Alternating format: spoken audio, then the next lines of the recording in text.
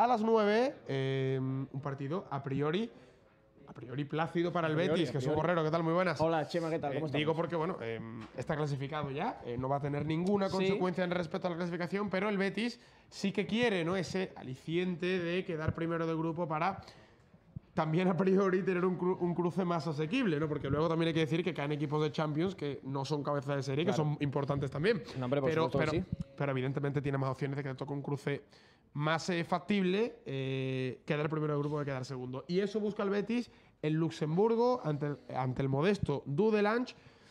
Es cierto que no tiene por qué ganar, porque el Milan lo tiene más complicado y el Betis, con repetir el resultado del Milan en Atenas, le vale. Tiene que igualar el Betis o superar lo que haga el Milan en Atenas ante el Olympiacos.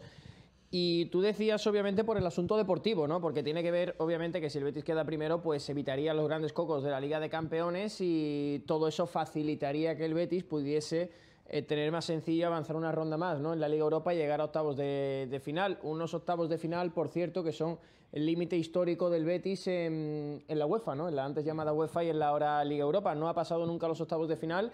El último ejemplo de ello fue la eliminación ante precisamente el Sevilla en la temporada 2013-2014, la de los famosos 25 puntos y de la que todo el mundo recuerda, obviamente, esa eliminación por penaltis ante el Sevilla. Pero parafraseando un poquito lo que decía ayer Serra Ferrer, al vicepresidente deportivo del Real Betis Balompié, en el aeropuerto antes de embarcar para ir hacia Luxemburgo, Chema, ya no solo el asunto deportivo, sino también el asunto económico. Es decir, ganar en Europa te reporta beneficios económicos y quedar primero de la fase de grupos de la Liga Europa también te va a reportar muchos más beneficios que si quedas segundo, más allá de, obviamente, todas las ventajas deportivas que, como tú bien dices, también le aportarían al Real Betis Balompié el quedar primero, ¿no? Porque, como todos sabemos, evitaría los cocos de la Liga de Campeones.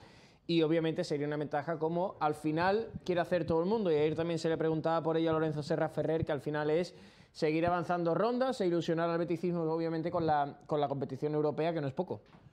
Pues sí, efectivamente, estamos viendo imágenes, por cierto, del entrenamiento del Betis en Dudelange, en el estadio del Dudelange, en Luxemburgo.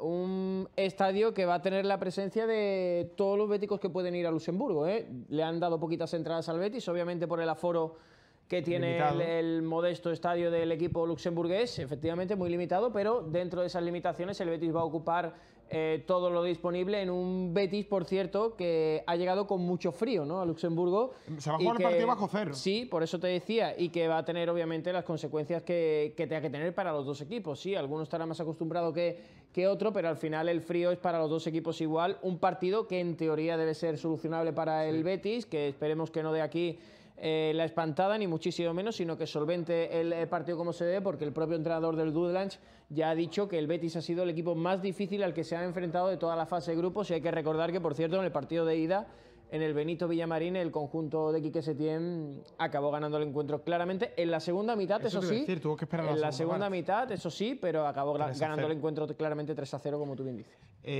Ha habido novedades importantes en la convocatoria y va a haber novedades importantes en el 11. Sí, ya dijo Quique Setién en la rueda de prensa que se hizo a escasas horas de la que estamos actualmente, en la previa del encuentro, que iba a haber muchas rotaciones, no solo en el 11 titular, sino que ya lo estaba demostrando en la propia convocatoria.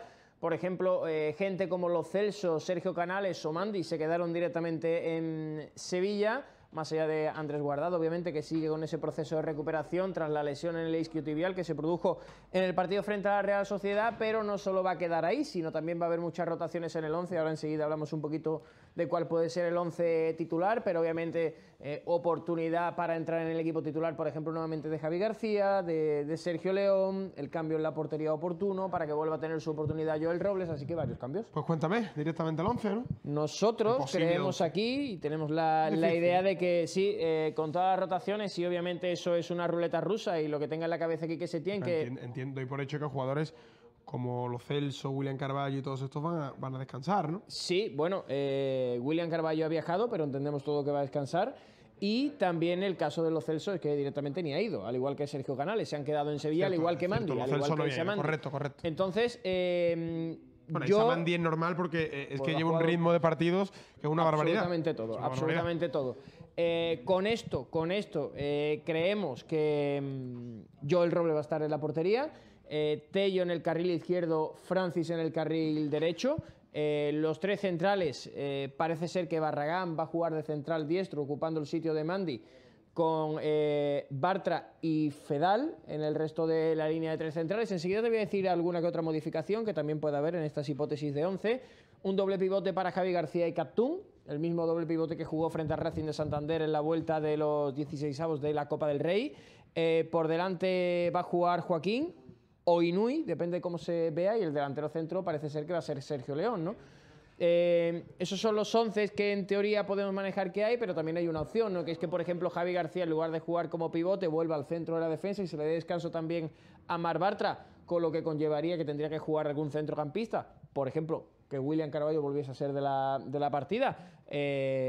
El tipo ahora está adquiriendo el nivel y a lo mejor lo que necesita todavía es seguir rodándose más como futbolista, porque ahora está a un nivel absolutamente increíble el que fuera capitán del Sporting de Portugal.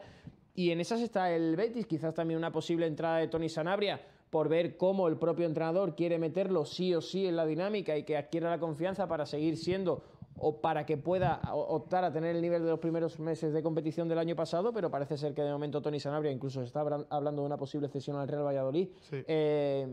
No sea de la partida y no se termine de recuperar futbolísticamente, que ahora sí está sano en cuanto a su físico.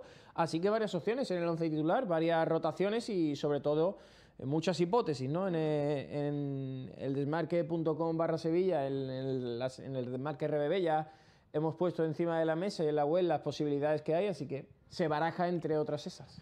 Pues estaremos muy pendientes de todo lo que sucede del Betis, que se juega esa primera plaza del grupo. Gracias, Jesús. A ti, Chema.